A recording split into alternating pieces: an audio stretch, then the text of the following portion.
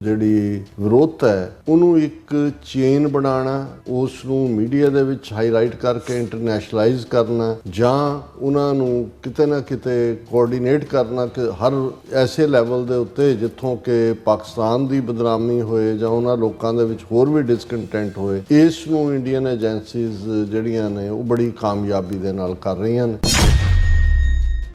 ਔਰ ਉਹ ਬਹੁਤ ਕਾਮਯਾਬ ਹੋਏ ਨੇ ਕਿ ਉਹਨਾਂ ਨੇ ਜਿਹੜਾ 77-78 ਸਾਲ ਦੇ ਵਿੱਚ ਕਦੇ ਐਸੀ ਖਬਰ ਪਾਕਿਸਤਾਨ ਦੇ ਹਵਾਲੇ ਨਾਲ ਉਸ ਖਿੱਤੇ 'ਚੋਂ ਜਿਹੜਾ ਆਜ਼ਾਦ ਕਸ਼ਮੀਰ ਖਿੱਤਾ ਹੈ ਇਹ ਨਹੀਂ ਸੀ ਆਈ ਕਿ ਭਾਈ ਉਹਨਾਂ ਦੀ ਰਿਜ਼ੈਂਟਮੈਂਟ ਆਪਣੀ ਹਕੂਮਤ ਦੇ ਖਿਲਾਫ ਹੈ ਜਾਂ ਉੱਥੇ ਕੋਈ ਗੋਲੀ ਚੱਲੀ ਜਾਂ ਕੋਈ ਹੁਣ ਜਿਹੜੀਆਂ ਡੈਥਸ ਨੇ ਕੋਈ 12 ਹੈ ਕਿਤੇ 9 ਦੱਸਿਆ ਜਾ ਰਿਹਾ, 3 ਪੁਲਿਸ ਵਾਲੇ ਮਾਰੇ ਜਾਣ ਦੀ ਗੱਲ ਹੈ। ਦਿਵਿਆ ਅਡਵਾਨੀ ਦੇ ਨਾਂ ਥੱਲੇ ਬੀਬੀ ਹੈ ਔਰ ਉਹ ਗੱਲ ਕਰ ਰਹੀ ਹੈ ਕਿ ਦੇਖੋ ਪਾਕਿਸਤਾਨ ਦੇ ਵਿੱਚ ਸਿੰਧੀਆਂ ਦਾ ਕੀ ਹਾਲ ਹੈ। I don't think Sindhis are equally enjoying rights in Pakistan because the number of Sindhis are decreasing day by day in Pakistan। वो ये कह रही है कि देखो in India every minority even the Dalits have got rights as per our constitution। India has given each and every minority the right politically, socially and everywhere। ਹੁਣ ਇਹ India ਨੂੰ ਡਿਫੈਂਡ ਕਰ ਰਹੀ ਹੈ, ਉਹਨਾਂ ਨੇ ਲਿਆਂਦੀ ਹੈ NGO ਵੀ ਉਹਨਾਂ ਦੀ, ਪਾਕਿस्तान ਨੂੰ एम्बेरस करना है। हमने अपने जीवन काल में पाकिस्तान को 2 टुकड़ों में बांटा। 1971 का जिक्र करता है भी असी बांग्लादेश बनाए। अब ये आपकी जिम्मेवारी है कि आप इसके 4 टुकड़े आगे करेंगे। ਜਿਹੜੀਆਂ ਆਜ਼ਾਦ ਕਸ਼ਮੀਰ ਦੇ ਲੋਕਾਂ ਦੀਆਂ ਮੰਗਾਂ ਨੇ ਉਹ ਜੈਨੂਇਨ ਨੇ, ਉਹਨਾਂ ਨਾਲ ਜੋ ਜਿੰਨਾ ਸਾਹਮਣੇ ਆਇਆ, ਲੇਕਿਨ ਜਿਸ ਅੰਦਾਜ਼ ਦੇ ਵਿੱਚ ਇਹ ਸਾਰੀ ਵਾਇਲੈਂਸ ਤੱਕ ਔਰ ਦੂਜਾ ਪਹੁੰਚਿਆ ਇਹ ਹੋ ਨਹੀਂ ਸਕਦਾ ਕਿ ਇੰਡੀਅਨ ਇੰਟੈਲੀਜੈਂਸ ਏਜੰਸੀਆਂ ਦਾ ਇਹਦੇ ਵਿੱਚ ਰੋਲ ਨਾ ਹੋਏ।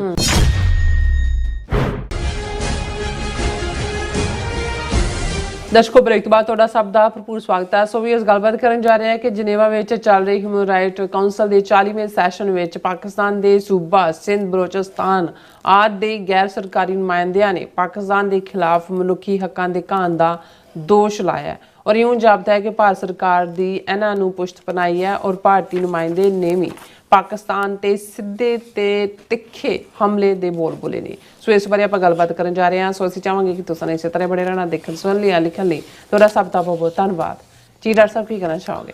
ਦੇਖੋ, ਅਸੀਂ ਪਾਕਿਸਤਾਨ ਦੇ ਆਜ਼ਾਦ ਕਸ਼ਮੀਰ 'ਚ ਪਿਛਲੇ 5-6 ਦਿਨ ਤੋਂ ਜੋ ਸਿਚੁਏਸ਼ਨ ਬਣੀ ਹੋਈ ਹੈ ਉਸ ਦੇ ਉੱਤੇ ਬੜੇ ਵੇਰਵੇ ਨਾਲ ਪਿਛਲੇ ਸੈਗਮੈਂਟ 'ਚ ਗੱਲ ਕੀਤੀ ਹੈ ਔਰ ਜਦੋਂ ਅਸੀਂ ਇਹ ਕਿਹਾ, ਹਾਲਾਂ ਅਸੀਂ ਇਹ ਕੋਈ ਡਾਇਰੈਕਟ ਚਾਰਜ ਨਹੀਂ ਲਾਉਣਾ ਚਾਹੁੰਦੇ ਕਿ ਵੀ ਜੋ ਆਜ਼ਾਦ ਕਸ਼ਮੀਰ ਦੇ ਵਿੱਚ ਚੱਲ ਰਿਹਾ ਹੈ ਉਸ ਨੂੰ ਭਾਰਤ ਦੀ ਫੰਡਿੰਗ ਹੈ ਜਾਂ ਭਾਰਤ ਦੀ ਹੀ ਇਨਸਾਈਟਮੈਂਟ ਹੈ। ਜੈਨੂਇਨ ਇਸ਼ੂਜ਼ ਹੁੰਦੇ ਨੇ, ਲੇਕਿਨ ਇਹਦੇ 'ਚ ਵੀ ਕੋਈ ਸ਼ੱਕ ਨਹੀਂ ਹੈ ਵੀ ਉਸ ਸਾਰੇ ਨੂੰ ਜਿਹੜੇ ਇਸ਼ੂਜ਼ ਨੇ ਔਰ ਜੋ ਉਹਨਾਂ ਨੂੰ ਲੈ ਕੇ ਜਿਹੜੀ ਵਿਰੋਧਤਾ ਹੈ ਉਹਨੂੰ ਇੱਕ ਚੇਨ ਬਣਾਉਣਾ, ਉਸ ਨੂੰ ਮੀਡੀਆ ਦੇ ਵਿੱਚ ਹਾਈਲਾਈਟ ਕਰਕੇ ਇੰਟਰਨੈਸ਼ਨਲਾਈਜ਼ ਕਰਨਾ ਜਾਂ ਉਹਨਾਂ ਨੂੰ ਕਿਤੇ ਨਾ ਕਿਤੇ ਕੋਆਰਡੀਨੇਟ ਕਰਨਾ ਕਿ ਹਰ ਐਸੇ ਲੈਵਲ ਦੇ ਉੱਤੇ ਜਿੱਥੋਂ ਕਿ ਪਾਕਿਸਤਾਨ ਦੀ ਬਦਨਾਮੀ ਹੋਏ ਜਾਂ ਉਹਨਾਂ ਲੋਕਾਂ ਦੇ ਵਿੱਚ ਹੋਰ ਵੀ ਡਿਸਕੰਟੈਂਟ ਹੋਏ।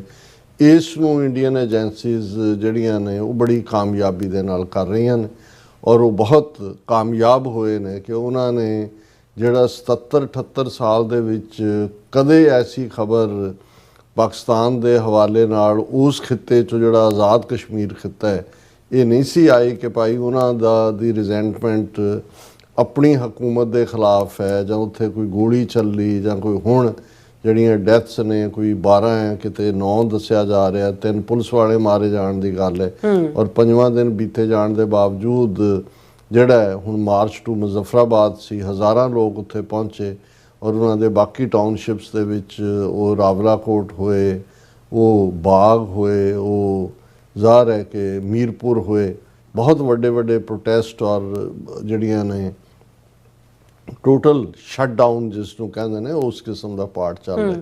ਪਰ ਕਿਉਂਕਿ ਬਹੁਤਿਆਂ ਦਾ ਧਿਆਨ ਉਸ ਪਾਸੇ ਹੈ ਔਰ ਉਹਦੇ 'ਚ ਇੰਡੀਆ ਕੀ ਰੋਲ ਪਲੇ ਕਰ ਰਿਹਾ ਹੈ ਜਾਂ ਉਹਦੇ 'ਚ ਜਿਹੜੀ ਵੀ ਉਹਨਾਂ ਦੀ ਅਵਾਮੀ ਪਾਰਟੀ ਜਾਂ ਦੂਜਾ ਉਹਦੇ 'ਚ ਕੋਈ ਜਿਹੜਾ ਉਹਨਾਂ ਦਾ ਇੰਡੀਆ ਦਾ ਜਾਂ ਕੀ ਉਸ ਬਾਰੇ ਸਾਨੂੰ ਨਹੀਂ ਪਤਾ। ਪਰ ਜੋ ਕੁਛ ਜਿਹੜਾ 60ਵਾਂ ਸੈਸ਼ਨ ਹਿਊਮਨ ਰਾਈਟਸ ਕੌਂਸਲ ਦਾ ਜਨੇਵਾ ਦੇ ਵਿੱਚ ਚੱਲ ਰਿਹਾ ਉਹਦੇ 'ਚ ਜਿਵੇਂ ਇੰਡੀਅਨ ਰਿਪਰੈਜ਼ੈਂਟੇਟਿਵ ਜਾਂ ਇੰਡੀਅਨ ਏਜੰਸੀਜ਼ ਸਿੰਧੀਆਂ ਨੂੰ, ਬਲੋਚੀਆਂ ਨੂੰ, ਉਹਨਾਂ ਦੀਆਂ NGOs, ਕਿਉਂਕਿ ਜਿਵੇਂ ਮੈਂ ਅੱਗੇ ਵੀ ਦੱਸਿਆ ਸੀ ਕਿ ਯੂਨਾਈਟਿਡ ਨੇਸ਼ਨਸ ਦਾ ਐਡਮਿਨਿਸਟ੍ਰੇਟਿਵ ਹੈੱਡਕੁਆਰਟਰ ਨਿਊਯਾਰਕ ਹੈ, ਜਿਸ ਦੇ ਵਿੱਚ ਜਨਰਲ ਅਸੈਂਬਲੀ ਸੈਸ਼ਨ ਹੁੰਦਾ ਹੈ, UN ਸਿਕਿਉਰਿਟੀ ਕੌਂਸਲ ਦੀ ਜਿਹੜੀ ਆ ਮੀਟਿੰਗ ਹੁੰਦੀ। ਲੇਕਿਨ ਜਿਹੜਾ ਇਹਨਾਂ ਦੀ ਹਿਊਮਨ ਰਾਈਟ ਕੌਂਸਲ ਹੈ, ਜਿਸ ਦਾ ਜਿਹੜਾ ਹਿਊਮਨ ਰਾਈਟ ਕਮਿਸ਼ਨ ਹੁੰਦਾ ਸੀ, ਉਹਦੇ 60 ਵਰ੍ਹੇ ਪੂਰੇ ਹੋਏ ਨੇ। ਉਹ UN ਬਣਨ ਤੋਂ 20 ਸਾਲ ਬਾਅਦ ਬਣੀ, ਔਰ ਉਹ ਜਨੀਵਾ 'ਚ ਹੈ 40th ਸੈਸ਼ਨ। ਉਹਦੇ 'ਚ ਜਿਹੜੀਆਂ ਹਿਊਮਨ ਰਾਈਟਸ ਲਈ ਕੰਮ ਕਰਨ ਵਾਲੀਆਂ ਅੱਡ-ਅੱਡ ਜਥੇਬੰਦੀਆਂ ਨੇ, ਉਹ ਆਪਣੀਆਂ ਪ੍ਰੈਜੈਂਟੇਸ਼ਨਸ ਦਿੰਦੀਆਂ ਨੇ। ਔਰ ਉਹਦੇ 'ਚ ਈਵਨ ਸਿੱਖ ਕੌਮ ਦੇ ਨਾਲ ਭਾਰਤ 'ਚ ਕੀ ਹੋ ਰਿਹਾ ਹੈ, ਪਿਛਲੇ ਦਿਨਾਂ 'ਚ ਮਨਿੰਦਰ ਸਿੰਘ ਜਿਹੜੇ ਸਿੱਖ ਫੈਡਰੇਸ਼ਨ ਕੈਨੇਡਾ ਦੇ ਜਿਹੜੇ ਪ੍ਰਮੁੱਖ ਆਗੂ ਨੇ, ਉਹਨਾਂ ਨੇ ਜਨੀਵਾ ਦੇ ਵਿੱਚ ਜਿਹੜੇ ਹੈ ਉਹ ਆਪਣੀ ਪ੍ਰੈਜੈਂਟੇਸ਼ਨ ਦਿੱਤੀ। ਹੁਣ ਕਿਉਂਕਿ ਜਦੋਂ ਅਸੀਂ ਟਾਈਮਿੰਗ ਇਹਦੀ ਦੇਖਦੇ ਹਾਂ, ਇਹਨੂੰ ਕੋਆਰਡੀਨੇਟ ਕੌਣ ਕਰ ਰਿਹਾ, ਕਿਵੇਂ ਹੋ ਰਿਹਾ, ਹੁਣ ਜਨੀਵਾ ਦੇ ਵਿੱਚ ਕੱਲ੍ਹ ਹੀ ਹਿਊਮਨ ਰਾਈਟ ਐਕਟਿਵਿਸਟ ਜਿਹੜਾ ਆਪਣੇ ਆਪ ਨੂੰ ਦਿਵਿਆ ਅਡਵਾਨੀ ਦੇ ਨਾਂ ਥੱਲੇ ਬੀਬੀ ਹੈ, ਔਰ ਇਹ ਇੱਕ NGO ਰਨ ਕਰਦੀ ਹੈ, ਉਹਨੇ ਟੈਸਟੀਫਾਈ ਕੀਤਾ ਜਾਂ ਉੱਥੇ ਆਪਣੀ ਪ੍ਰੈਜੈਂਟੇਸ਼ਨ ਦਿੱਤੀ। ਔਰ ਉਹ ਗੱਲ ਕਰ ਰਹੀ ਹੈ ਕਿ ਦੇਖੋ ਪਾਕਿਸਤਾਨ ਦੇ ਵਿੱਚ ਸਿੰਧੀਆਂ ਦਾ ਕੀ ਹਾਲ ਹੈ। I don't think Sindhis are equally enjoying rights in Pakistan because the number of Sindhis are decreasing day by day in Pakistan। ਕਿ ਜੀ ਉਹ ਉਹਨਾਂ ਦਾ ਤਾਂ ਗਿਣਤੀ ਘਟਦੀ ਜਾ ਰਹੀ ਹੈ ਕਿਉਂਕਿ ਉਹਨਾਂ ਨੂੰ ਕੋਈ ਹਕੂਕ ਨਹੀਂ। In India they have flourished and are enjoying rights. As per the media, Sindhi population has become very small in Pakistan। ਦੇਖੋ ਭਾਰਤ ਦੇ ਵਿੱਚ ਕਿੰਨੇ ਸਿੰਧੀ ਜਿਹੜੇ ਨੇ, ਇਹ ਹੁਣ ਆਪਣੇ ਆਪ ਨੂੰ ਸਿੰਧੀ ਪ੍ਰੈਜ਼ੈਂਟ ਕਰਕੇ ਹੋਏਗੀ ਵੀ ਸਿੰਧਣ ਹੋਏਗੀ। ਜਿਹੜਾ ਵੀ ਇਹਦਾ ਦਿਵਿਆ ਅਡਵਾਨੀ ਨਾਂ, ਇਹ ਸਾਰੇ ਅਡਾਨੀ, ਮਨਸੁਖਾਨੀ, ਇਹ ਸਾਰੇ ਜਿਹੜੇ ਨੇ ਜੇਠ ਮਲਾਨੀ, ਇਹ ਸਾਰੇ ਸਿੰਧੀ ਨੇ। ਉਹ ਇਹ ਕਹਿ ਰਹੀ ਹੈ ਕਿ ਦੇਖੋ in India every minority, even the Dalits, have got rights as per our constitution. India has given each and every minority the right politically, socially and everywhere।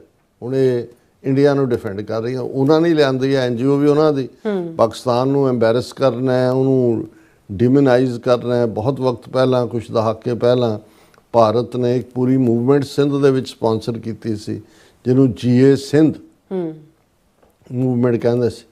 ਔਰ ਜੇ ਇਹ ਦੇਖਣਾ ਹੈ ਕਿ ਵੀ ਇਹ ਸਿੰਧੀਆਂ ਨਾਲ, ਬਲੋਚੀਆਂ ਨਾਲ ਜਾਂ ਪਖਤੂਨਾਂ ਦੇ ਨਾਲ ਇੰਡੀਅਨ ਏਜੰਸੀਆਂ ਦਾ ਕੀ ਸੰਬੰਧ ਹੈ, ਜਾਂ ਅੱਜ ਇੱਕਦਮ ਇੱਕ ਪਾਸੇ ਆਜ਼ਾਦ ਕਸ਼ਮੀਰ ਦੇ ਵਿੱਚ ਪ੍ਰੋਟੈਸਟ ਹੋਏ ਔਰ ਇਹ ਜਿਹੜਾ ਉਹ ਬਿਲਕੁਲ ਤੇਜ਼ੀ ਆਈ, ਤਾਂ ਫਿਰ ਸੁਬਰਾਮਨੀਅਮ ਸਵਾਮੀ ਨੇ ਇੱਕ ਵੱਡੇ ਇਕੱਠ ਦੇ ਵਿੱਚ, ਜਿਹੜਾ ਵੱਡਾ ਆਈਡੀਆਲੋਗ ਹੈ, ਭਾਵੇਂ ਮੋਦੀ ਦੇ ਨਾਲ ਉਹ I to I see ਨਹੀਂ ਕਰਦਾ ਜਾਂ ਡਿਫਰੈਂਸਿਸ ਰੱਖਦਾ, ਪਰ ਪੱਕਾ ਹਿੰਦੂਤਵੀ ਹੈ। ਔਰ ਉਸ ਕਰਾਊਡ ਨੂੰ, ਜਿਹਦੇ 'ਚ ਬਹੁਤ ਜਿਹੜੇ ਨੇ ਐਜੂਕੇਟਿਡ ਲੋਕ ਔਰ RSS ਦਾ ਕਾਡਰ ਸੀ, ਉਹਨਾਂ ਨੂੰ ਕਿਹਾ ਕਿ ਦੇਖੋ, ਔਰ ਹਾਲਾਂਕਿ ਮਦਰਾਸੀ ਹੈ, ਤਮਿਲ ਹੈ, ਹਿੰਦੀ ਸੋਹਣੀ ਬੋਲ ਲੈਂਦਾ, ਔਰ ਹਿੰਦੀ 'ਚ ਉਹਨਾਂ ਨੂੰ ਉਹ ਕਹਿ ਰਿਹਾ ਕਿ हमने अपने जीवन काल में पाकिस्तान को 2 टुकड़ों में बांटा। वो 1971 का जिक्र करता है भी असी बांग्लादेश बनाए।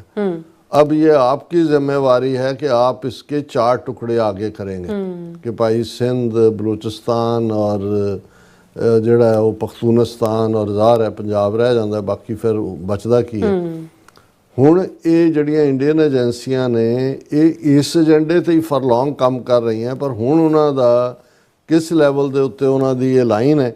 ਹੁਣ ਇਹ ਅਸੀਂ ਸਿੰਧੀਆਂ ਦੀ ਗੱਲ ਕੀਤੀ ਕਿ ਭਾਈ ਇਹ ਜਿਹੜੀ ਹੈ ਅਡਾਨੀ, ਜਿਹੜੀ ਹੈ ਅਡਵਾਨੀ, ਦਿਵਿਆ ਅਡਵਾਨੀ ਜਿਹੜੀ ਹੈ, ਉਹ ਇੰਡੀਆ ਦੇ ਵਿੱਚ ਸਿੰਧੀ ਕਿੰਨੇ ਖੁਸ਼ਹਾਲ ਨੇ, ਦਲਿਤ ਵੀ ਖੁਸ਼ਹਾਲ ਨੇ, ਮਾਈਨੋਰਿਟੀਜ਼ ਵੀ ਔਰ ਦੂਜਾ ਵੀ। ਹੁਣ ਤੁਸੀਂ ਉਸੇ ਹੀ ਸੈਸ਼ਨ ਦੇ ਵਿੱਚ ਬਲੋਚ ਜਰਨਲਿਸਟ ਨੂੰ ਲਿਆਂਦਾ ਗਿਆ, ਔਰ ਇਹ ਹੈਡਲਾਈਨ ਇਹਨਾਂ ਦੀ ANI ਜਿਹੜੀ ਰਾਹ ਦੀ ਆਊਟਫਿਟ ਹੈ, ਮੀਡੀਆ ਆਊਟਲੈਟ ਹੈ, Baloch journalist exposes Pakistan's brutality, disappearances, censorship, daily attacks। और ये है कि जी Switzerland, Geneva Switzerland, on the sidelines of 60th session of United Nations Human Rights Council, in an exclusive interview with ANI, Baloch journalist and activist Bilal Baloch has painted a grim picture of the situation in Balochistan, asserting that conditions are far worse than publicly acknowledged. ਫਿਰ ਉਹ ਸਾਰੇ ਨੂੰ ਉਹਨਾਂ ਨੇ ਕਿਹਾ, ਫਿਰ ਇਹ ਕਿਉਂਕਿ ਆਪਣੀ ਆਲਰੇਡੀ ਪ੍ਰੈਜੈਂਟੇਸ਼ਨ ਦੇ ਚੁੱਕਾ ਸੀ ਤੇ ਉਹਨੇ ਕਿਹਾ ਕਿ ਵੀ ਇਹ ਜੇ ਅੱਜ ਉੱਥੇ ਰੈਫਰੈਂਡਮ ਕਰਵਾਇਆ ਜਾਏ ਤੇ ਫਿਰ 99% of the people of Balochistan would reject Pakistan. ਔਰ ਮਤਲਬ ਇਹ ਹੈ ਕਿ ਵੀ ਇਹ ਹੁਣ ਜਿਹੜੀ ਬਲੋਚਿਸਤਾਨ ਦੇ ਵਿੱਚ ਹਾਲਾਂ ਬਲੋਚਿਸਤਾਨ ਲਿਬਰੇਸ਼ਨ ਆਰਮੀ ਜਿਹਨੂੰ ਇੰਡੀਅਨ ਰਾਵ ਫੰਡ ਕਰਦੀ ਹੈ, ਉਹਨੂੰ ਅਮਰੀਕਾ ਨੇ ਤਾਂ ਦਹਿਸ਼ਤਗਰਦ ਆਰਗੇਨਾਈਜੇਸ਼ਨ ਐਲਾਨੇ, ਪਰ ਜਦੋਂ UN ਦੇ ਵਿੱਚ ਇਹ ਆਇਆ ਉਦੋਂ ਅਮਰੀਕਾ ਨੇ ਉਹਨੂੰ ਵੀਟੋ ਕੀਤਾ। ਔਰ ਇਸ ਤੋਂ ਉਹਨਾਂ ਨੇ ਜਿਹੜਾ ਲੰਬੀ ਚੌੜੀ ਕਹਾਣੀ ਬਲੋਚਾਂ ਦੀ ਕਿ ਜੀ ਕਿੰਨੇ ਲੋਕ ਮਿਸਿੰਗ ਨੇ ਔਰ ਕਿਵੇਂ ਉਹਨਾਂ ਦੇ ਨਾਲ ਕੀ ਹੋ ਰਿਹਾ ਕੀ ਨਹੀਂ। ਹੁਣ ਇਸ ਦੇ ਨਾਲ ਅਸੀਂ ਮਿਲਾ ਕੇ ਜੇ ਇੰਡੀਆ ਦੀ ਰਿਪਰੈਜ਼ੈਂਟੇਸ਼ਨ ਜਨੇਵਾ ਦੇ ਵਿੱਚ, India rips Pakistan over its hypocrisy on human rights, calls it a country with the worst record, Geneva, Switzerland। ਹੁਣ ਉਹਦੇ 'ਚ ਉਹਨਾਂ ਨੇ ਕਿਹਾ ਜੀ ਕਿ 60th session human right council ਦਾ। ਔਰ ਤੁਸੀਂ ਇੰਟਰਸਟਿੰਗਲੀ ਦੇਖੋ ਵੀ ਇਹ ਹਿੰਦੂਆਂ ਦੀ ਕਿੰਨੀ ਸਮਾਰਟਨੈਸ ਹੈ, ਜਿਹੜੇ ਇੰਡੀਆ ਨੂੰ ਰਿਪਰੈਜ਼ੈਂਟ ਕਰਨ ਲਈ ਲਿਆਂਦੇ ਨੇ ਉੱਥੇ ਜਿਹੜੇ ਪਾਕਿਸਤਾਨ ਦੇ ਖਿਲਾਫ ਬੋਲ ਰਹੇ ਉਹ ਮੁਸਲਮਾਨ ਨੇ।